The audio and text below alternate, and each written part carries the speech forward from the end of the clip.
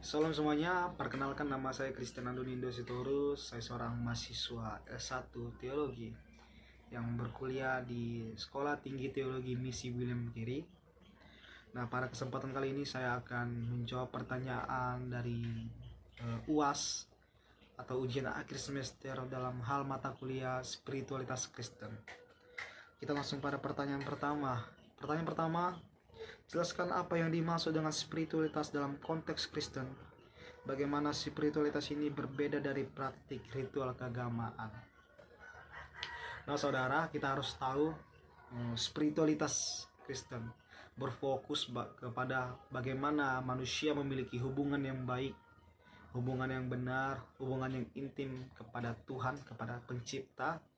Bagaimana juga manusia memiliki hubungan yang benar juga kepada sesama dan juga kepada ciptaan yang lainnya. Nah, hal ini melibatkan doa dan kontemplasi. Bagaimana manusia membangun hubungan kepada Tuhan melalui doa-doa. Terus juga melibatkan ucapan syukur, melibatkan kasih, melibatkan pengampunan, pertobatan, dan juga adanya pertumbuhan iman seseorang, iman rohani seseorang. Nah, sedangkan praktik ritual keagamaan ini lebih fokus pada aktivitas-aktivitas yang dilakukan orang-orang yang percaya dalam untuk mengembangkan iman mereka. Aktivitas-aktivitas rohani yang formal yang mungkin dilakukan setiap setiap minggu atau ada waktu-waktu tertentu yang sudah ditentukan, dimana tujuannya untuk membangun iman seseorang terhadap kepercayaan yang sedang dia dalami. Nah, pertanyaan yang kedua, sebutkan dan jelaskan beberapa meditasi yang saudara ketahui dalam spiritualitas Kristen. Nah, beberapa meditasi yang mungkin saya tahu yaitu pertama meditasi Alkitab. Bagaimana orang-orang menggunakan Alkitab sebagai media untuk meditasi, di mana kita bisa membaca firman Tuhan perlahan-lahan, ayat demi ayat, memahami maknanya perlahan-lahan. Tujuannya apa? Supaya kita tahu, supaya kita bisa mendengarkan apa yang menjadi perkataan Tuhan melalui firman Tuhan yang ada dalam Alkitab. Nah, yang kedua, meditasi musik. Meditasi musik melibatkan musik rohani. Bagaimana seseorang menggunakan meditasi musik untuk menggunakan musik sebagai media untuk bermeditasi dengan merenungkan, mendengar lagu-lagu rohani, memahami lirik-lirik atau makna-makna dalam lagu tersebut supaya lebih dalam lagi merasakan kasih Tuhan, hadirat Tuhan melalui lagu tersebut. Yang ketiga yaitu meditasi doa.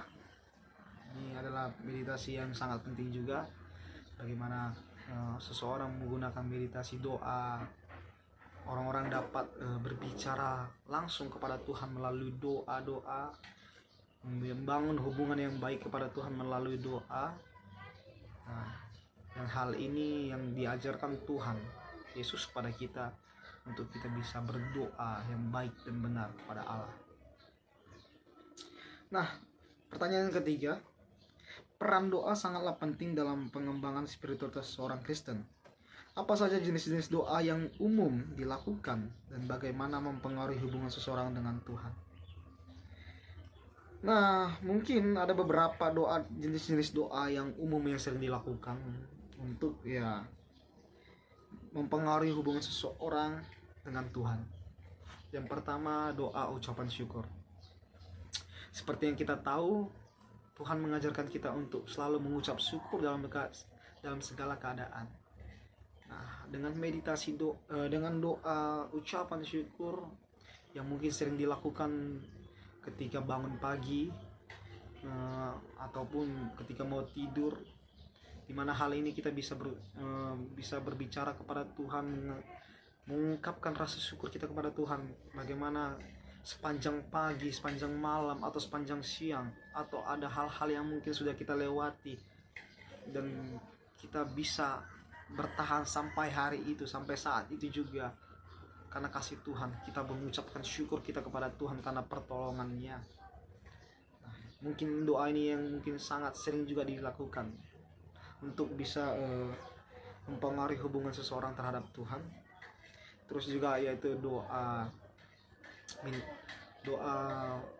pengakuan dosa atau minta maaf pada Tuhan, karena kita tahu bahwasanya setiap manusia selalu melakukan kesalahan, selalu melakukan dosa, baik sengaja ataupun tidak. Nah, dengan doa minta maaf atau doa pengampunan, kita mengharapkan Tuhan mengampuni kita, Tuhan melayakkan kita untuk supaya kita dosa-dosa yang sudah kita lakukan dimaafkan Tuhan. Doa ini sangat penting. Karena apa? Karena kita tahu bahwa setiap manusia berdosa, natur manusia berdosa. Manusia sangat susah untuk lepas dari dosa. Makanya doa ini sangat penting bagi kita, untuk kita supaya bisa membangun hubungan yang baik lagi kepada Tuhan. Terus yang ketiga yaitu doa berkat. Karena saya percaya setiap manusia memerlukan yang namanya berkat dari Tuhan. Ya, bukan hanya tentang berkat materi, tapi bagaimana berkat-berkat yang lain seperti kesehatan, berkat-berkat kesehatan rohani itu juga sangat perlu untuk setiap manusia, untuk kita orang-orang yang percaya tentunya. Dan itu sangat mempengaruhi kita dalam membangun hubungan kita kepada Tuhan. Pertanyaan yang keempat, saudara, Alkitab sebagai sumber spiritualitas dalam membentuk spiritualitas Kristen. Sebutkan beberapa ayat yang menurut saudara sangat mempengaruhi dan jelaskan mengapa ayat-ayat tersebut penting dalam kehidupan spiritualitas. Nah, mungkin ayat yang saya bisa sampaikan ayat yang sangat umum ya. Dalam Yohanes 3 ayat 16. Bagaimana Tuhan dengan kasih-Nya Dia memberikan nyawanya, memberikan anaknya menebus dosa kita. Mungkin ayat ini bisa mempengaruhi kita supaya kita menyadari bahwa Tuhan sangat mengasihi kita.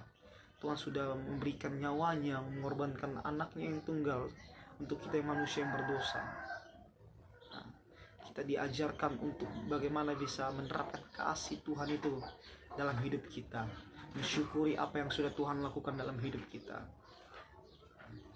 Terus yang kedua mungkin doa ayat Alkitab Matius 6 ayat 33, di mana dikatakan di situ, cari dahulu kerajaan Allah dan kebenarannya, maka semuanya akan ditambahkan kepadamu. Di mana ayat ini mendorong kita untuk mencari kerajaan Allah terlebih dahulu. Ya, dengan cara apa? Kita memiliki hubungan yang baik kepada Tuhan. Ya, kita fokusnya kepada Tuhan terlebih dahulu. Karena Tuhan janjikan, maka semuanya akan ditambahkan kepada kita, hikmat, pengetahuan. Berkat-berkat Tuhan akan ditambahkan kepada kita ketika kita mau mencari fokus kepada Tuhan terlebih dahulu.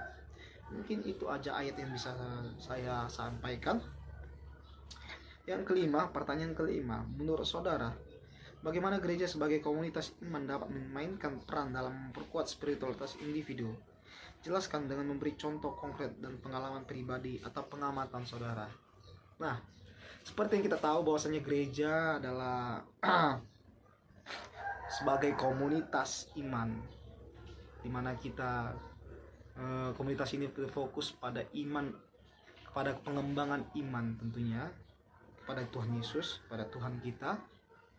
Bagaimana gereja dapat memainkan perannya, yaitu dengan cara gereja atau komunitas gereja lebih fokus mencari tahu, memahami setiap anggota komunitas atau setiap pribadi-pribadi, setiap individu.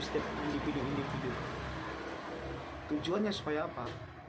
Supaya kita menunjukkan komunitas, supaya komunitas dapat menunjukkan eksistensinya kepada kepada setiap orang, setiap individu yang ada.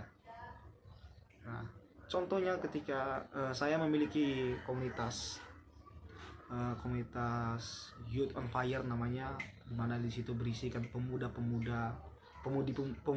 roh Kristen. Nah, suatu ketika ada seorang pemudi, dia mengalami stres berat, dia mengalami masalah yang begitu besar, dan dia bingung mau ngomong kemana, mengungkapkan setiap isi hatinya kemana. Dia terlalu lama memendam apa yang ada dalam hatinya, setiap masalahnya dia pendam sendiri. Nah, komunitas kami cepat menyadari bahwasanya ada yang berbeda dari anak ini, dari pemudi ini. Nah, dan disitulah komunitas ini berperan, dimana komunitas lebih langsung menunjukkan perhatiannya, menunjukkan eksistensinya langsung kepada individu tersebut, mulai memperhatikan, mulai peduli, menunjukkan kasih kepada individu tersebut, bukan acuh. Itu lebih komunitas diharapkan, komunitas Kristen diharapkan, atau komunitas gereja diharapkan untuk mau lebih peduli lagi kepada setiap individu yang ada, memperhatikan setiap individu apakah mereka perlu topangan doa, perlu teman curhat atau sebagainya.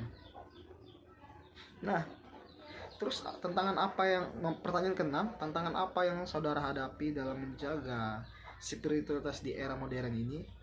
Apa solusi yang saudara terapkan untuk mengatasi tantangan tersebut? Mungkin tantangan yang paling terbesar yang dialami bukan hanya pribadi saya, mungkin setiap orang-orang Kristen juga yang lainnya adalah bagaimana kita mengalami namanya perkembangan teknologi. Bagaimana semua orang-orang mulai berfokus kepada teknologi. Seperti contohnya apa? Handphone. Orang-orang lebih cenderung menggunakan handphonenya daripada Alkitab. Orang-orang lebih cenderung membaca apa yang ada dalam HP, dalam laptop, sebagainya daripada membaca Alkitab. Ya. Inilah menjadi tantangan terbesar orang-orang Kristen. Bagaimana efek dari kemajuan teknologi memberikan dampak yang negatif pada orang-orang yang percaya, memberikan kebiasaan-kebiasaan yang negatif kepada orang-orang. Nah, mungkin solusi yang bisa saya terapkan adalah bagaimana kita bisa memanage waktu kita dalam hal menggunakan teknologi, dan juga memberikan waktu kita untuk membaca kebenaran firman Tuhan, berdoa, atau hal-hal rohani yang lainnya. Ya, mungkin itu salah satu solusi yang bisa saya terapkan, bagaimana kita bisa memberikan edukasi juga kepada orang-orang bahwasanya ya handphone juga sangat perlu, teknologi juga sangat perlu dalam hidup kita, tapi kita juga sangat memerlukan yang namanya Tuhan. Ya, karena kita sangat perlu Tuhan, kita harus membangun hubungan yang baik dengan Tuhan. Dengan cara apa? Kita berdoa, kita mau membaca kebenaran firman Tuhan, mendengarkan kata-kata Tuhan lewat firman Tuhan. Dan ya, kita bisa memberikan waktu kita, membagi waktu kita, kapan kita harus berdoa, kapan kita harus membaca firman Tuhan, dan kapan kita bisa menggunakan HP kita, laptop kita, dan sebagainya. Mungkin itu saja yang bisa saya sampaikan. Ini adalah tugas dari ujian akhir semester mata kuliah Spiritualitas Kristen. Saya Christian Andonius Torus berpamitan. Terima kasih. Shalom.